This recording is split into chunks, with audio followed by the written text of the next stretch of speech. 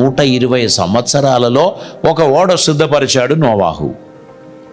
ఈ 120 సంవత్సరాలు కూడా మారు మనసును గురించి అతడు మాట్లాడాడు.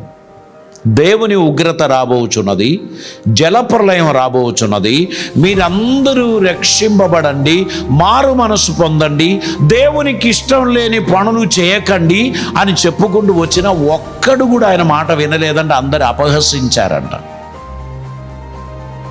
ఈ 120 సంవత్సరాలు ప్రసంగం, ఇది నేను చిన్నప్పటి నుంచి వింటున్నా, ఈ ముసలోడు ఇది చెప్తున్నాడు,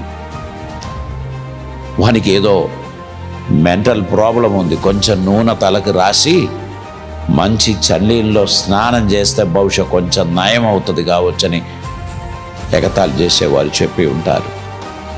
నోవాహు ఇవన్నీ గమనించలేదు. దేవుడు చెప్పిన ఆజ్ఞ మేరకు చెప్పుకుంటూ పోయాడు. అకస్మాత్తుగా జలప్రలయం వచ్చింది.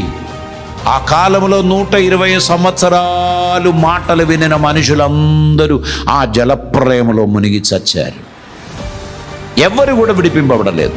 నోవాహు తన భార్య, తన 3 కుమారులు, వారి 3 భార్యలు అనగా తన 3 కోడళ్ళు, 8 మంది మాత్రం ఓడ ద్వారా తప్పింపబడ్డారు, రక్షింపబడ్డారు అని బైబిల్ చెప్తున్నారు. కనుక ప్రియులారా, మనం అందరం గుర్తుపెట్టుకోవాల్సినటువంటి విషయం, దేవుడు తన నిర్ణయమును డిలే చేస్తున్నాడు కానీ దాన్ని డినై చేయడం లేదు.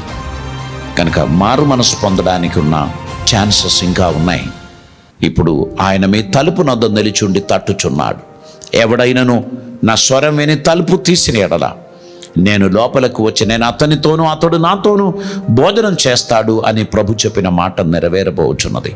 నా మాట వినుచున్న మిత్రులారా, ఈ దినములు దేవుని వైపు మరలవలసినటువంటి సమయం, దేవుని చిత్తమునకు లోబడవలసినటువంటి సమయం, దుర్మార్గతను విడిచిపెట్టవలసిన సమయం, పాప జీవితానికి గుడ్ బై చెప్పవలసిన సమయం, దైవ చిత్తానుసారంగా జీవించవలసిన సమయం. జీవితంలో జరిగిన పొరపాట్లను ఒక్కొక్కటై పరిహరించడానికి ప్రయత్నించండి.